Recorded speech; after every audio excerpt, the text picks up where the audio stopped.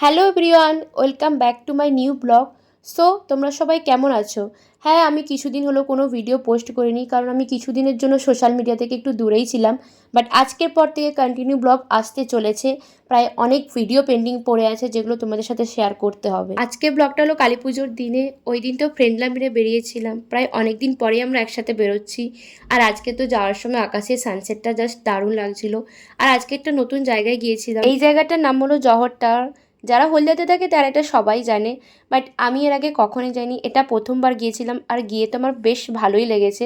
আর আজকে এত সুন্দর ভিউ ছিল এখানে যে আমি প্রচুর ছবি তুলেছি। এরপর আমরা সবাই মিলে আরও একটা জায়গায় গিয়েছিলাম, যেটার নাম হলো প্রাইভেট রাস্তা। আর এখানে তো ছবি তোলার কোনো পারমিশন নেই, তবুও আমরা লুকিয়ে চুরিয়ে ছবি তুলেছি। দেন ওখান থেকে ক্যাফেতে গিয়েছিলাম, গিয়েই তো কোল্ড কফি অর্ডার করলাম। তারপরে গিয়েছিলাম ডমিনোজে। আর আজকে আমি first time lava cake order করেছিলাম, আর আমার ফার্স্ট টাইতে তো জাস্ট দারুণ লেগেছে। তারপরে বাড়ি চলে আসি, আর এসেই মা বলেছিল আমাকে এই মোমবাতিগুলো জ্বালিয়ে দিতে, তো আমি জ্বালিয়েও দিলাম। আর আজ তো ছাদ থেকে দাঁড়িয়ে আমাদের পাড়াটা বেশ সুন্দর লাগছিল, পুরো চারিদিকে লাইটিংয়ে ভরে উঠেছে। বছরেই একটা দিন যেদিন আমাদের পাড়াটা এরকম লাইটিংয়ে ভরে ওঠে।